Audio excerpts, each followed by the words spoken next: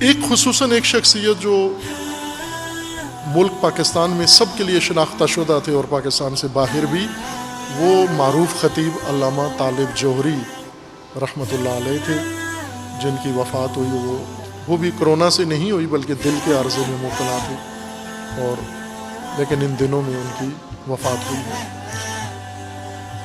یہ بھی اپنی منفرد خصوصیت رکھتے تھے، مدرسہ نہیں تھا کہ مدرسے کے مدرس نہیں تھے، ہر چند علمی مشغلے تھے ان کے، زیادہ تر ان کا ممبر پہ خطابت کا تھا عمل، اور ایک خاص اسلوب کے خطیب تھے، ایک اپنا ان کا منفرد تھا، اور چونکہ ان کی تاثیر ہے سب کے اوپر، یہ تنہا شخص ہیں، ہم کہہ سکتے ہیں کہ پاکستان کے تمام مسالک کے علماء میں سے ایک مولانا طارق جمیل صاحب ہیں جن کو سب سنتے ہیں بغیر تفریق کے، شیعہ بھی سنتے ہیں، سنی بھی، اور سارے مسالک، اور ایک طالب جوہری صاحب تھے، ان کو بھی سب سنتے تھے، چونکہ یہ ان کو موقع ملتا تھا سرکاری ٹی وی پر آنے کا، شام غریباں پڑھتے تھے اور کبھی اشرا بھی پڑھتے تھے، اس لیے سب ان کو سنتے تھے، سراہتے تھے۔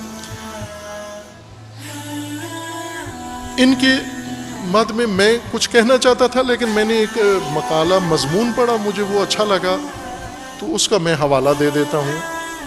ان کے ایک اپنے مرید نے، جس کو آج کل فین کہتے ہیں آپ لوگ، علامہ صاحب کے مرید نے، سنی مرید نے وہ مضمون لکھا ہے، اور وہ سنی مرید بجائے خود ایک شخصیت ہے، وہ بھی مشہور ہے، سب جانتے ہیں ان کو، اور ایک بڑا نام ہے صحافت کی دنیا میں، جرنلزم میں ان کا ایک بڑا نام ہے، اور وہ ہیں بی بی سی کے معروف کالم نگار وسعت اللہ خان۔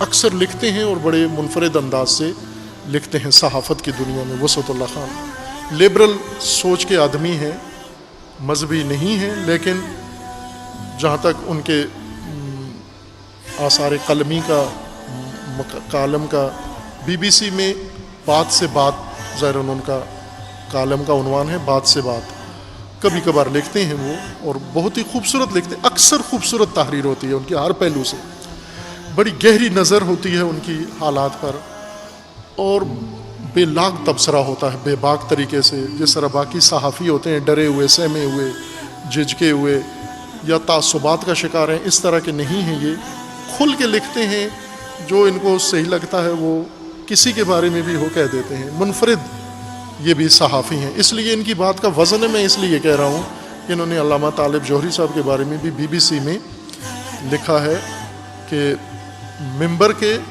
علاوہ طالب جوہری ہے، اس طرح کا ان کا عنوان ہے، یعنی ممبر کے ایک طالب جوہری ہیں اور ایک ممبر سے نیچے، تو انہوں نے مقالے کا عنوان یہ لکھا ہے کہ ممبر کے سے ہٹ کر جو علامہ طالب جوہری تھے ان کی خصوصیت بیان کی ہے، کہ پہلے بتایا میں ان سے آشنا کہاں ہوا۔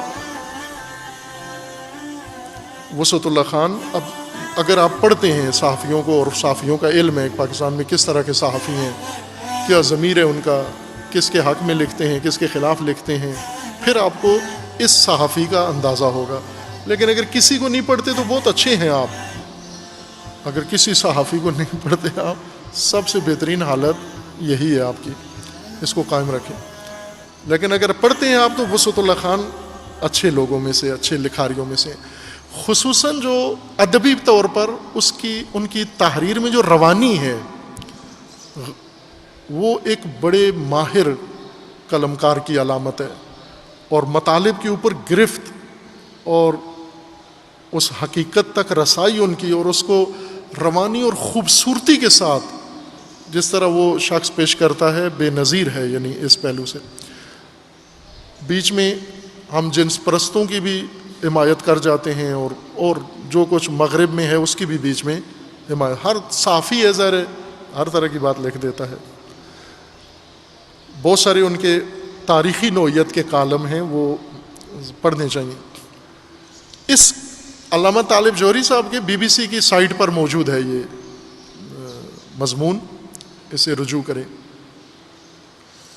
اس میں انہوں نے نسبتاً ایک درمیانے درجے کا مضمون لکھا ہے، اس میں 3 خصوصیات جو میں نے دیکھی انہوں نے ذکر کی، ویسے تو کافی انہوں نے لکھی ہیں، لیکن 3 خصوصیات ذرا ایسی ہیں جو نمایاں لکھی ہیں انہوں نے۔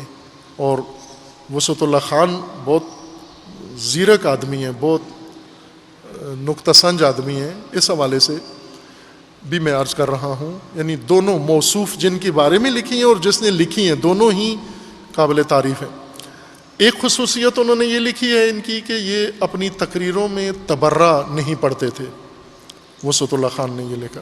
پہلے اپنی ملاقات ذکر کی کہ میں لندن میں ان کی پھوپھی کے ہاں، کہ وہ خود ایک مشہور مصنفہ ہیں، ادیبہ ہیں، ان کے ہاں ان کی پہلی ملاقات ہوئی تھی اور وہاں سے پھر دوستی شروع ہوئی جو آخر تک قائم رہی. پہلے یہ لکھا انہوں نے. پھر اس کے بعد لکھا کہ ان کی تقریر میں فرقہ واریت نہیں ہوتی تھی. یہ ایک بڑی بات ہے کہ ایک خطیب جس کو اتنا بڑا پلیٹ فارم ملتا ہے وہ فرقہ واریت کو ہوا نہیں دیتا. یہ ایک بڑی خصوصیت تھی وسعت اللہ خان کے بقول علامہ طالب جوہری صاحب کی. دوسری خصوصیت انہوں نے جو لکھی ہے وہ یہ ہے کہ علامہ صاحب کو ایک ایسی ادبی صناعت پر عبور حاصل تھا جو ان کے معاصرین میں یا ان سے پہلے کے کسی میں نظر نہیں آتی ہو. اور وہ علامہ چیلنج کیا کرتے تھے کہ اس میں کوئی میرا مقابلہ کرے اس صنعت ادبی میں. علامہ طالب جوہری خطیب بھی تھے، ادیب بھی تھے، شاعر بھی تھے، اور شعر میں وہ ایسی صنعت کے دعوے دار تھے جو کسی اور کے پاس نہیں تھی وسعت اللہ خان کے بقول. اور وہ لا یعنی شاعری، بے معنی شاعری، یعنی ایسی شاعری جس کا معنی کچھ بھی نہیں ہے، بے معنی شاعری. کہا کہ علامہ چیلنج بھی کیا کرتے تھے کہ کوئی ہے دنیا میں جو میرا مقابلہ کرے، چونکہ جو دوسرے شاعری کرتے ہیں ان کی شاعری کا کوئی نہ کوئی معنی ہوتا ہے، کوئی بے معنی شاعری کر کے دکھائے. پھر انہوں نے چند شعر لکھے بھی ہیں علامہ طالب جوہری صاحب کے، وہ میں نے نوٹ کیے ہوئے ہیں، آپ کو سنا بھی دیتا ہوں کہ یہ وسعت اللہ خان نے لکھے ہیں. ویسے مجھے یہ کالم پڑھ کے شوق بڑھ گیا ہے کہ علامہ صاحب کی یہ شاعری کا دیوان حاصل کرنا چاہیے اگر ہے، مدون ہے یا کسی کے پاس ہے. وہ ایک شعر یہ لکھتے ہیں کہ کھڑکی سے بھاگتی تھی دلہن حادثات کی، گھوڑا لیے کھڑا پتیلی حیات کی. یہ علامہ طالب جوہری صاحب کا شعر ہے جو وسعت اللہ خان صاحب نے لا یعنی شاعری، محمل شاعری جس کو کہتے ہیں، بے معنی شاعری، جس میں علامہ کو چیلنج تھا کہ دوسرے آئیں میرا مقابلہ کریں، اور وہ نہیں کوئی کر سکا. دوسرا شعر ہے جب مرغ آگہی نے پپیتے میں سر دیا، نیولے کو میں نے مجدہ رنگ سفر دیا. اب سمجھ آیا کوئی شعر کا معنی ہے کوئی ہے؟